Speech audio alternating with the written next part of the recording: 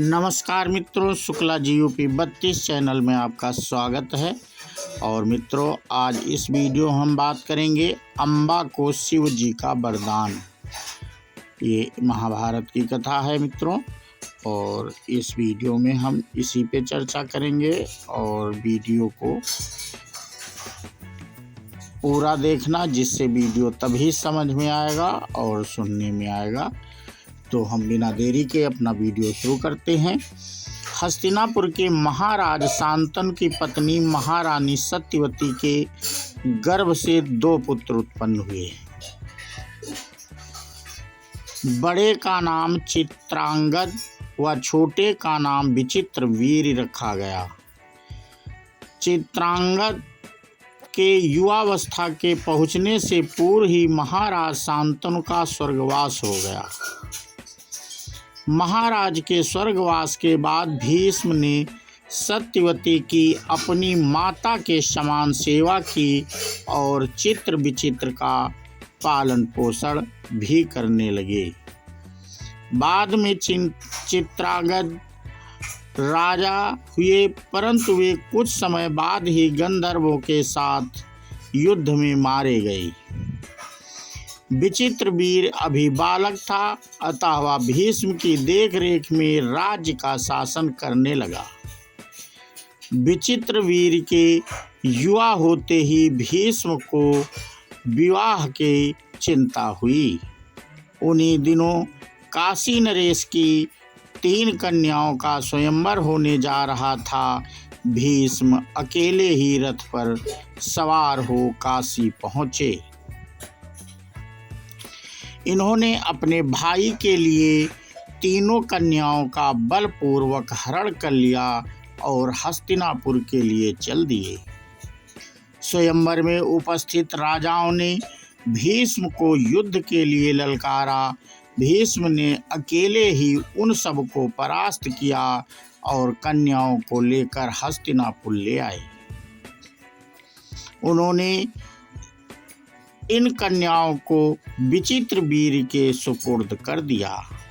भीष्म ने जिन 3 कन्याओं का हरण किया था, उनमें सबसे बड़ी कन्या अम्बा मन ही मन राजा साल्व को अपने पति के रूप में वरण कर चुकी थी।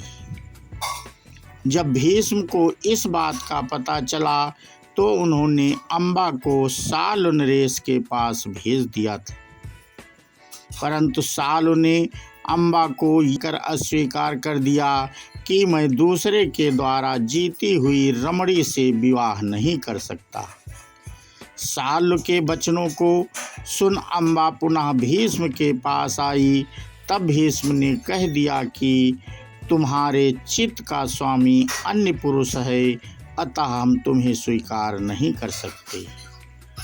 अम्बा ना इधर की रही ना उधर की। अब उसने संन्यास लेने की ठानी और सन्यासी मंडली में पहुंच अपना संपूर्ण वृतांत कह सुनाया। सन्यासी मंडली में अम्बा के नाना भी उपस्थित थे। उन्होंने कहा, कल यहाँ परशुराम जी आएंगे, तुम उनसे अपनी व्यथा कहना। वे भीष्म के गुरु हैं, वे ही कोई रास्ता निकालेंगे। अम्बा उसी स्थान पर परशुराम जी की प्रतीक्षा करने लगी। परशुराम जी के आने पर अम्बा ने अपनी व्यथा को उनके सामने प्रकट किया। परशुराम जी अम्बा को साथ ले कुरुक्षेत्र पहुँचे और वहाँ भीष्म से भेंट कर उन्होंने भीष्म को अम्बा से विवाह करने के लिए कहा, परंतु भीष्म ने उनकी आज्ञा नहीं मानी। अपनी आज्ञा की अवहेलना देख परशुराम जी को क्रोध आ गया और वे अपने शिष्य के साथ युद्ध करने लगे। यहाँ युद्ध बराबर 23 दिन तक चलता रहा। जब दोनों ने ब्रह्मास्त्र उठा लिए, तब देवताओं ने आकर समझौता कराया।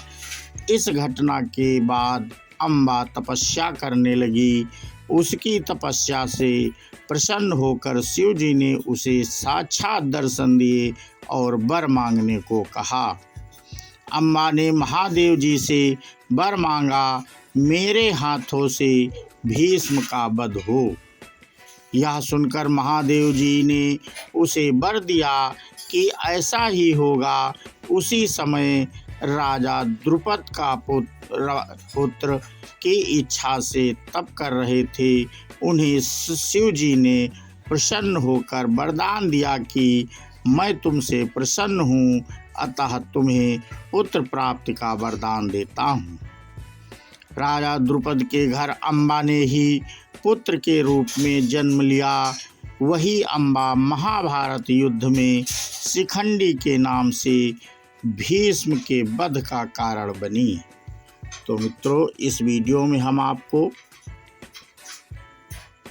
अम्बा को शिव जी का वरदान कहानी बता रहे थे, और ये आपको कैसी लगी हमें कमेंट करके बताएं। और जो लोग चैनल को पहली बार देख रहे थे, मित्रों चैनल को सब्सक्राइब कर लें, बेल आइकन दबा दें, जिससे ऐसे धार्मिक और ज्ञानवर्धक वीडियो का नोटिफिकेशन आपको तुरंत मिल सके। और इसी के साथ हम अपना वीडियो समाप्त करते हैं। बोलो कृष्ण भगवान की जय हो। राधे राधे। जय हिंद, जय भारत, वंदे मातरम।